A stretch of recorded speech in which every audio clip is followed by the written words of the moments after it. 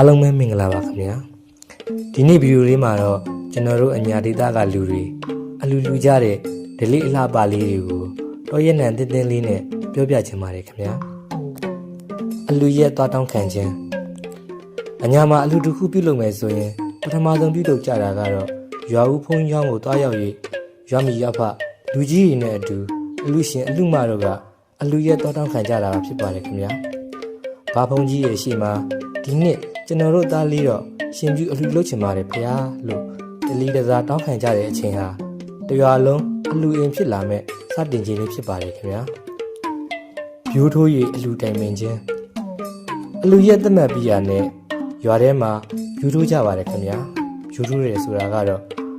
အားလုံးကြီးပြိုးဆိုတဲ့အော်ဒါနဲ့အတူအလှတိုင်ရကဘသူအိမ်တို့ကြောက်ရောက်ကြဖို့နှိုးစော်စောတန်ကိုပြောခြင်းဖြစ်ပါတယ်ခင်ဗျာ။နေဝင်ရိုးကြီးညနေဆောင်မှာအလူအတွက်ဗျူးထိုးပြရနဲ့ရွာစီရွာသားတွေစုဝေးလာကြပြီးကွင်းစားစေးတော့အလူအတွက်တိုင်ပင်ကြတာကိုတိုင်ပင်ကြပါတယ်ခင်ဗျာဘသူကတော့မန်းတက်တာဝန်ဘသူကတော့ချက်ဖြုတ်ဖို့တာဝန်ဘသူကဧကန်တာဝန်ကိုစီခွဲပေးကြတာဟာအညာဒေသရဲ့လူမှုစည်းလုံးမှုအလှတစ်ခုပါပဲခင်ဗျာမန်းတက်ဝိုင်းဝန်းဆော့လုပ်ခြင်းမန်းတက်ဆောက်လုပ်ကြတဲ့နေရာမှာလူကြီးလူငယ်မခွဲကြပဲဝါထမ်းသူတွေကဝါထမ်းအမိုးမိုးသူတွေကအမိုးမိုးကျိုးချီသူတွေကကျိုးချီအကုန်လုံးစီးလုံးညီညွတ်စွာလုပ်ကင်ကြတဲ့မြင်ကွင်းတွေဟာအညာမှာအလှဆိုတာတေရင်နဲ့မဟုတ်ပဲတရွာလုံးဆိုရင်မမဟုတ်လို့ပြောရပါမယ်ခင်ဗျာကျူးတို့မွေးဖို့ပြင်ဆင်ကြခြင်းမိဖို့ဘက်မှာတော့ချက်ပြုတ်ရည်တာဝန်ယူထားကြသူတွေအကျိုးမွေးတာဝန်ယူထားကြသူတွေအမျိုးသမီးအမျိုးသားအားတွေအားလုံးထမင်းချက်ပြုတ်သူကချက်ပြုတ်ကြဟင်းရဲ့လီသူကလီအသားလီသူကလီဟင်းရီကျိုးသူကဟင်းရီကျိုးဝိုင်းဝန်းလှုပ်ရှားနေကြပါရဲ့ခင်ဗျာအညာတာမရှိပျော်ရွှင်တန်နေကြကအလူအင်းရဲ့ပြောတန်နဲ့အတူ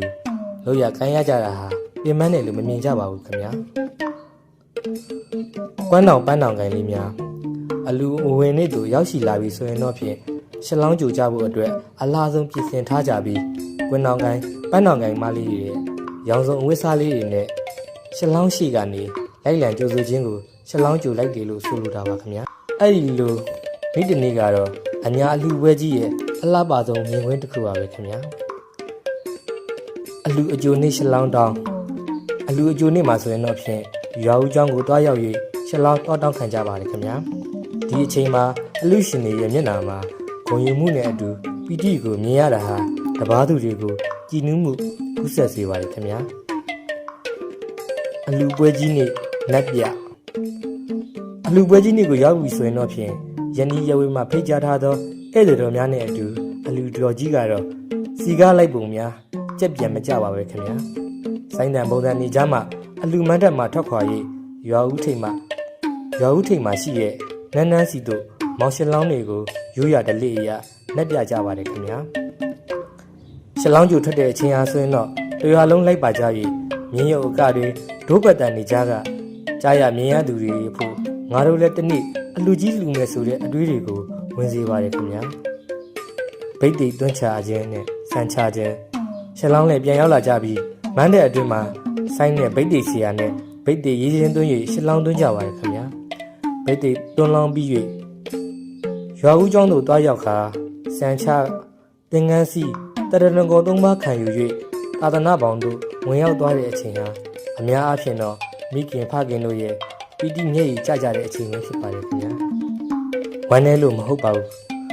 ပီတိမျက်ရည်ကြောင့်ပါခင်ဗျာငါတို့သားလေးတော့အလူပေးပြီးတာဝန်တစ်ခုပြီးဆုံးသွားရင်ပျော်ရွှင်ကြည်နူးရတဲ့မျက်ရည်စက်တွေပါခင်ဗျာအလူပြီးဆုံး၍ဖိုကြီးထားခြင်းအလူကြီးအောင်မြင်စွာပြီးဆုံးသွားရင်တော့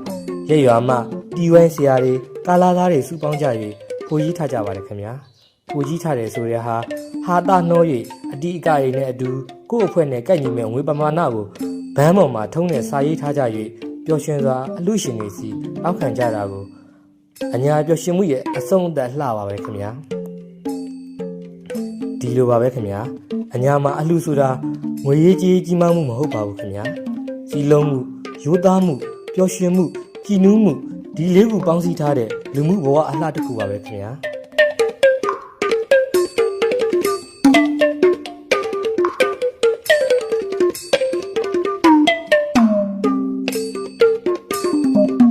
။